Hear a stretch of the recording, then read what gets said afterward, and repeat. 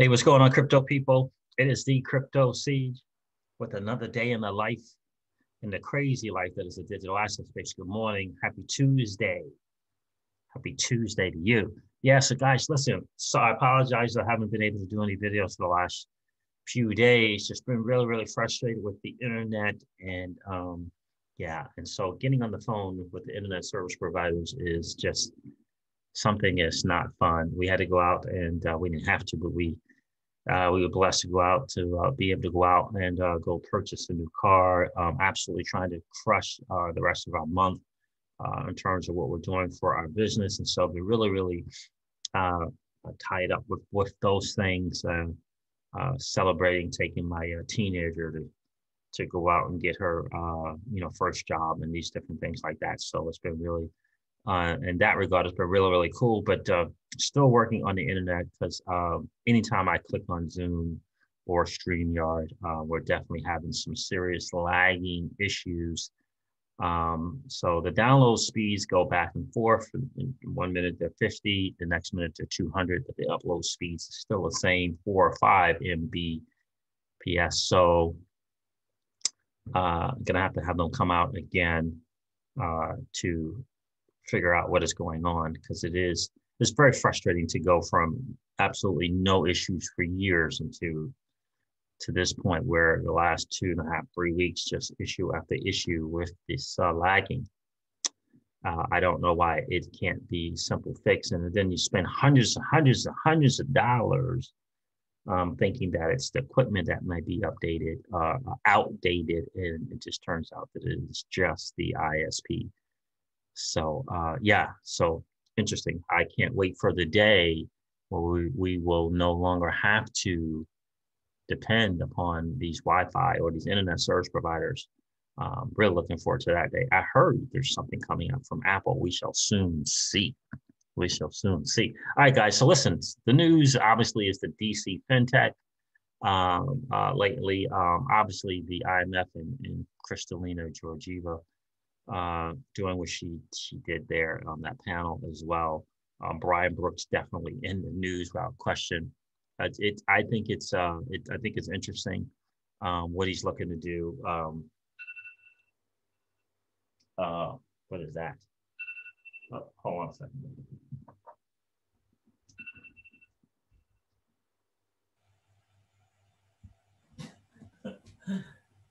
Yeah. So in any case, I do think it's interesting. What I would just say in terms of, I'm going to show this, I'm going to play the video, hopefully, with Brian Brooks and this, this mention of a crypto that that will act as as a bridge, I guess. The whole standard thing there, everyone believes is XRP. Some people believe that he's talking about a global stable coin. For me, I would say I will listen to it hopefully again, but it doesn't matter to me if it's a stable coin. Obviously, we would love it to be XRP, but we do have to pay attention that it could be a stable coin. Mickey B. Fresh makes a great point about in whatever that would look like is still a measure of trust.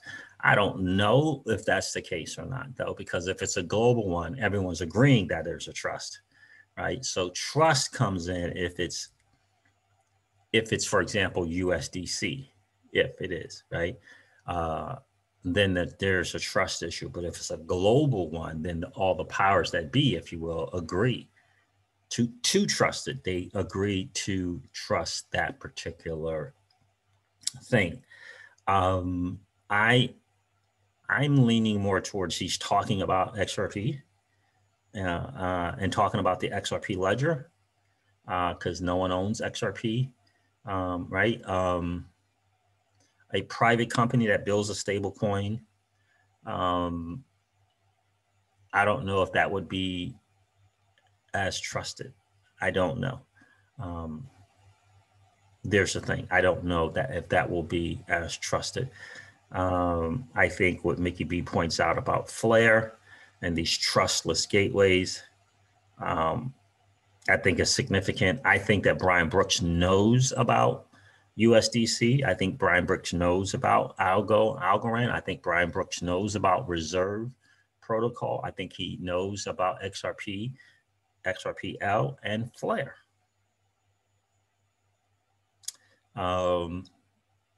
Which one they like, it's not up to him to decide which one they're going to use, right? It's not up, it's what's up to Brian Brooks is giving them the permission and the green light, if you will, to be able to choose. So when you're talking about something that is the world thing, I think that without question, just like Chris Larson and Brad Garlinghouse has said, you can't put a politic or politics behind it. And that's what it feels like with a stable coin. I think a ledger and a foundation of governance where all the participant nations can be a part of that governance is going to be the best route. And I do believe that's going to be, that currently is XRP and the XRP ledger. That's what I believe. And then if you throw Flare in here with all these trustless gateways, I think that is something that can be agreed upon. I think that is something that, when explained properly to the WEF and the IMF, et cetera, and the G20, it will make sense. And I don't think it can be a country's stable coin. Right, so I don't think it can be something like a USDC ultimately. But I will say that the USDC is working on a lot of things to improve upon their quote unquote stable coin. So again, but ultimately I lean more towards what Mickey B. Fresh is saying. Other nations probably are not going to go for that, but one might argue that XRP was, well, maybe not. I think XRP and the ledger just has the best chance. It has the best look and feel for this quote unquote trustless thing. Just like Larson is saying, Chris Larson, and just like Brad Garlinghouse is saying with XRP. And I think that the powers that be, whether it be the G20, IMF, WF, I think they understand that. And I think that's why Ripple is moving and doing the different things that they're doing to move away from XRP and the XRP ledger. That's ultimately what I believe, and we shall soon see. So, and I'm going to talk a little bit about this as well, because I just think this is important. I find it funny when people say next generation of XRP. I think that's funny because if there were going to be a new iteration or a next generation of XRP or the ledger, the people from XRP ledger would be working on that, right? So who do you think has the best shot for improving upon XRP or making a newer version of it? Do you think it's David Schwartz and Stefan Thomas and Evan Schwartz, or you think it's someone else? Do you think it's some people from the Royal Bank of Scotland coming out with a better version of XRP? Yeah, I don't think so. They could claim to be the next version, but right. So it's funny. I think people think, well, they made XRP, they made the ledger, and cool, we're good. Let's go on to the next thing. No, they are constantly improving upon. So this idea that something's going to come out and it's a better version of XRP, yeah, I don't think so. Like, good luck. But yeah, I think the best chance of improving upon XRP would be the people from, right, Spring, Ripple, right, Schwartz in the gang. That's what I think. In fact, I'm going to go over this first because I think this is important. XRP holders can now check suspicious transactions in a click. Here's how. A new tool by the XRP ledger researchers. A new tool is a must try for XRP, for every XRP enthusiast tired of endless scams. So the people that work on the XRP ledger, explorer.com, one of the people, explorer.com, a new tool, the resources tasked with the analysis of XRP ledger transaction, disclosing XRP scams can become easier than ever. Even users with no blockchain skills can trace suspicious remittances and expose their possible beneficiaries. XRP ledger transactions at your fingertips.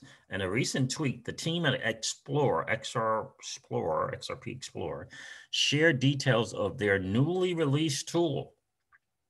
An XRP holder just needs to input the hash of the suspicious transactions to deobfuscate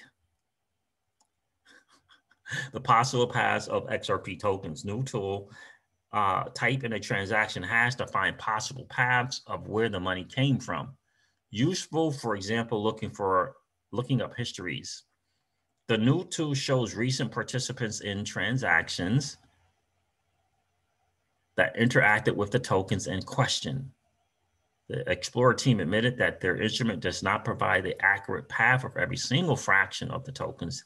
Thus, only possible transaction receivers are displayed.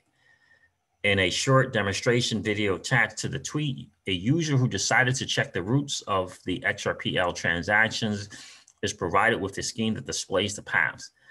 Bottom line, XRP scams will have a hard time. But ultimately, for me, this is about them constantly working on improving the ledger.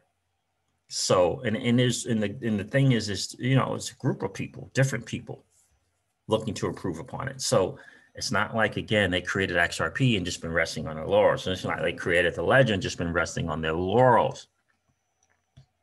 They're always looking to improve upon it. So this whole notion of the, you know, next generation XRP, yeah, that's funny to me. So, but good luck. Good luck with doing that. All right, so this isn't just so. This is from, shout out to Rashim, R Quantum 7 at Rashim on Twitter. Hold on a second.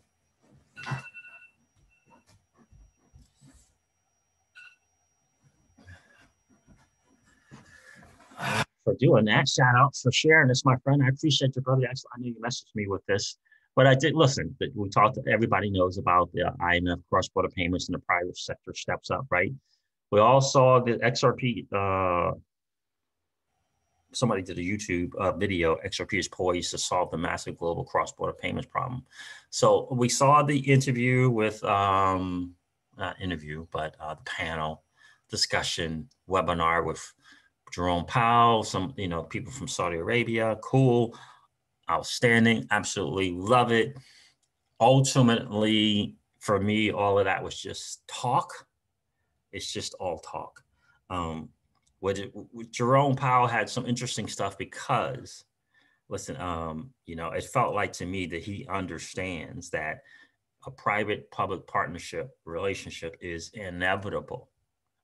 Inevitable. The Fed is not going to get what they hope to get. They're certainly looking to delay it for as long as they possibly can. But ultimately, governments adopt the private sector innovates. And I don't believe there to be a better private company in terms of innovation, leading the way in cross-border payments, especially than Ripple, the blockchain infrastructure company. And so, you know, for me, you know, the Fed is going to do what they're going to do to try to, you know, figure some stuff out. And that's cool. I mean, this whole global reset of $80 trillion is interesting. But when it comes to digital assets in the crypto space, there's one company out in front in terms of global cross-border payments and just payments as a whole, and that is Ripple, in my opinion. And so you have to do your own homework, certainly do your due diligence. It's your hard-earned money. Put it where you choose, right? Where you think it's best. where you think you're going to get the best return, right? This is a new asset class, right? This is about leveling up and creating generational wealth. And so if you do your own homework and you do your own due diligence and you think that cordite or whatever it's called, and XDC is going to be the new next generation of XRP, God bless you, right? And go for it. It is your hard-earned cash.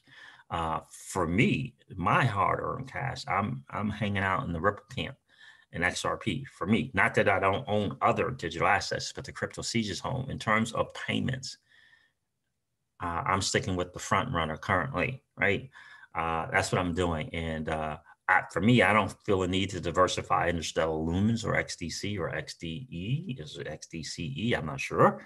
I don't feel a need to do that. But if you want to do that, absolutely. And I hope that you win. I hope that you get some wins from that, right? But I'm sticking in terms of payments. I'm sticking with XRP and what Ripple is doing. I'm going to stick with the 400 plus partnerships and what they're doing, and I'm going to take my chances there for that to win. Not that there won't be other assets that will have some wins, but ultimately, I believe what Ripple and the blockchain infrastructure company is doing with their flywheel is ultimately going to be out. But since the cross-border payment space is in the tens and trillions, and it's at least expected to be that 35, 36 trillion by 2022, I believe is what they said, and over 100 trillion increase by 2027. For every McDonald's, there's got to be a Burger King. For every Google, there has to be a Yahoo, right? So understand that, right? So in any case, thanks for sharing this, Rasheen. A lot of people covering this here, right? This guy here from the G20 and Powell, you know, not a whole lot of thinking on their feet. It felt very much like they were reading from something with the dude from Saudi Arabia. It definitely was. And looked, and Powell, right, he was doing the same thing. So I don't know if there's anything great to say here, but IMF tweeted this out a few days. What day was that? On the 18th, a couple of days ago. Interesting thing. But when you listen to Powell, to me, it felt like the writing's on the wall in terms of them not getting what they want, the Fed, which is not having any private relationship. It's just not going to happen. Certainly, they can delay things, and they have been delaying things, in my opinion. Because I've said this before, I'll say it again. Chris Larson and Brad Garlinghouse don't have the relationship with the SEC that Bank of America, JP Morgan Chase, Goldman Sachs, the people who do not want to change this friction-filled system. They don't want it to change, right? They have a better relationship with the people at the SEC, in my opinion. So, so whatever reason that this has been slowed for whatever it is, to me, I believe that's what it is. You could make an argument about, you know, them trying to set up how they're going to tax this. You could make that argument. But to me, it's the boys from those top tier banks who don't want this friction-filled system to change and become frictionless. So, Jerome Powell, look at him just sitting there reading. It is pretty funny. It doesn't look like I'll be able to play it. But it's interesting stuff nonetheless. It's on the IMF Twitter if you want to watch it. It is also on the Yahoo Finance channel if you want to go check out his thing. There's him. He starts talking about minute 8. If you want to check that out. This to me is more interesting because this says market share for me. So shout out to Raf Conman for sharing this. Ripple investor and partner Moneygram is extending into Hong Kong with new partner Lulu Money. And you know, we said on this channel, and I'll say it again, Moneygram and its use of XRP, its use of the digital asset XRP and ODL, its use of XRP and ODL, in my opinion, was Wall Street's proof of concept, is currently Wall Street's proof of concept, because Wall Street understands MoneyGram's business model, and now they understand that MoneyGram is using ODL, so they can look at the numbers, they can check the progress. They don't have to guesstimate or estimate or any of that, right? They can get on the phone with Alex Holmes and say, what is going on here with this ODL and XRP, and tell me about the profit. Tell me about the losses. Are there any? Oh, so 180% gain over the last whatever? Really? In your digital thing, how much of that is attributed to your use of XRP and ODL, right?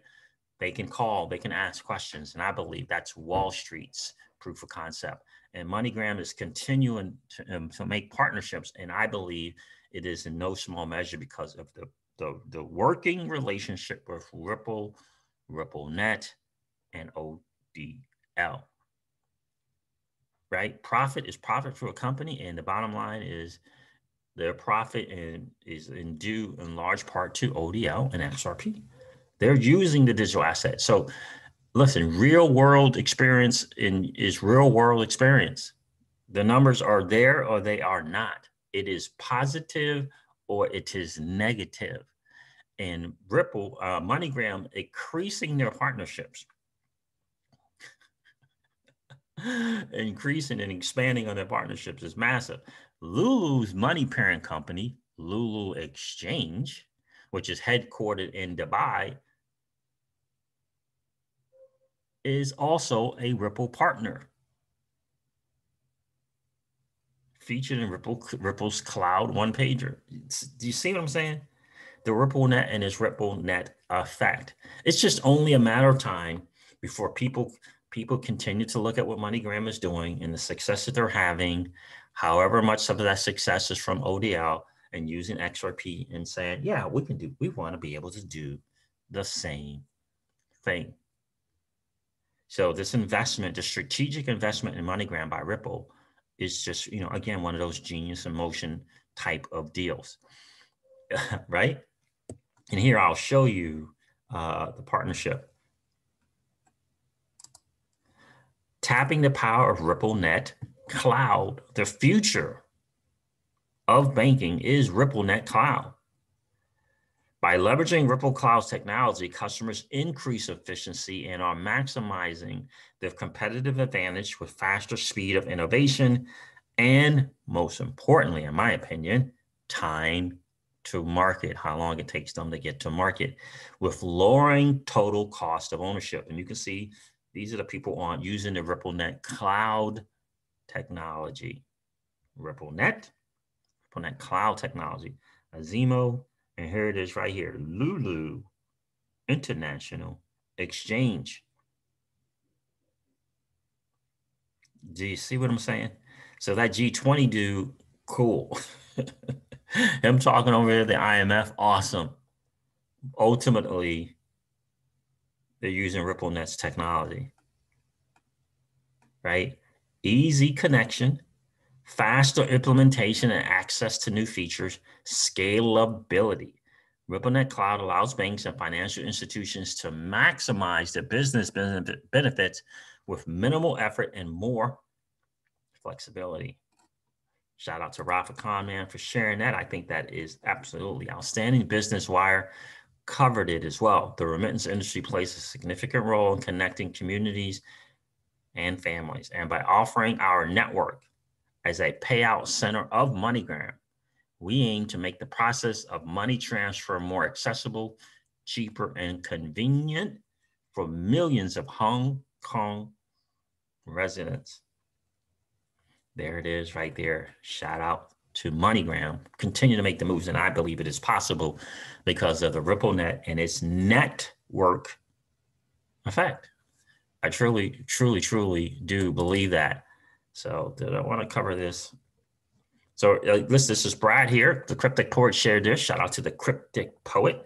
Brad Garlinghouse just said Ripple continues to sign up about 2 new customers weekly on average. Now he said before the COVID, before the beer cold that it was more than that. but they're still doing 2 per week, right? And that's exciting to hear. Just a shout out to Rave at RK_XRP. This stood out to me today in the IMF panels.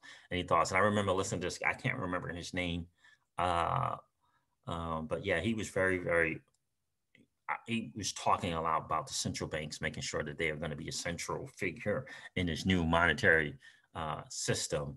Let's see if this plays, guys. Let's see. The only one exchange that takes place, or the recipient is willing to accept. Nope. Sorry.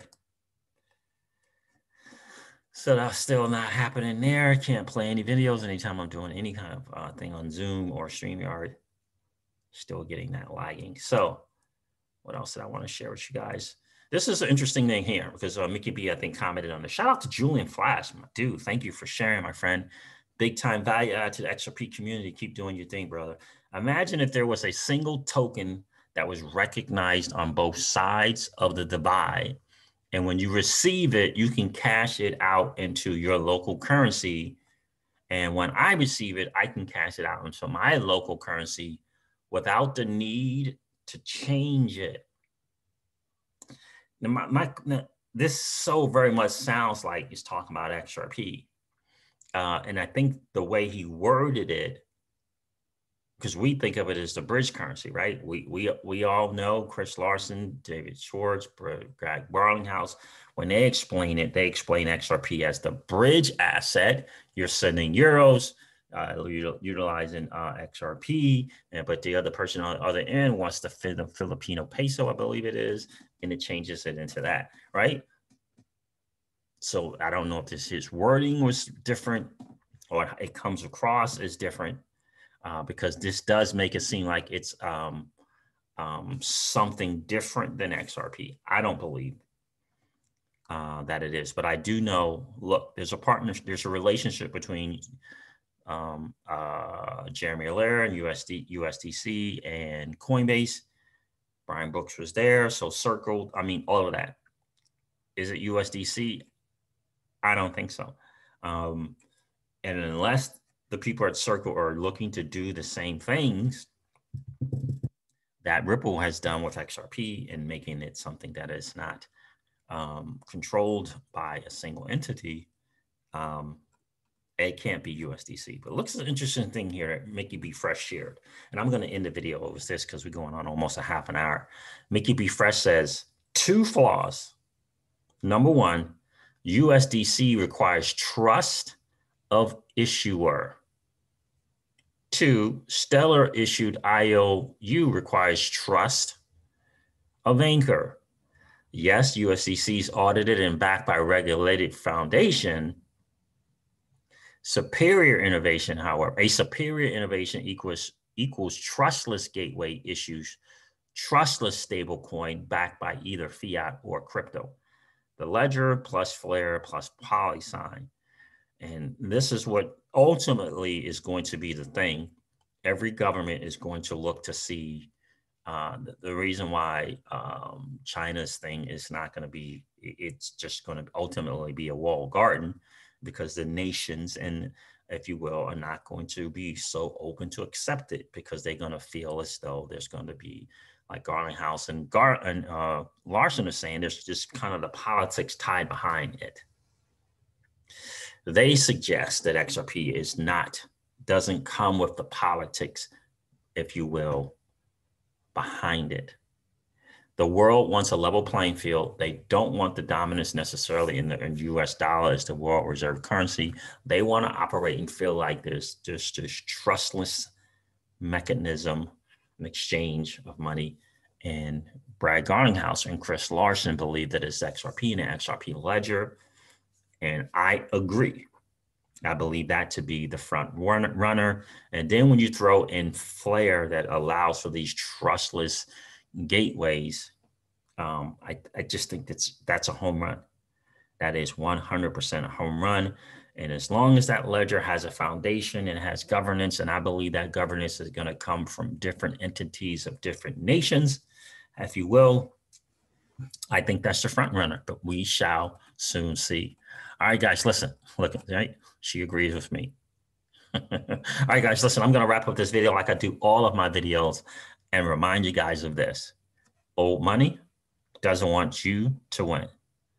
They don't want us to win. They would rather us remain a cog in their perpetual wheel of trading our time for dollars. They don't want us to play in the same playground that they play in, where we allow our money to work for us. This is our chance to win, guys. The digital asset space is our chance to win. We are in the midst of the greatest transfer of wealth in the history of man.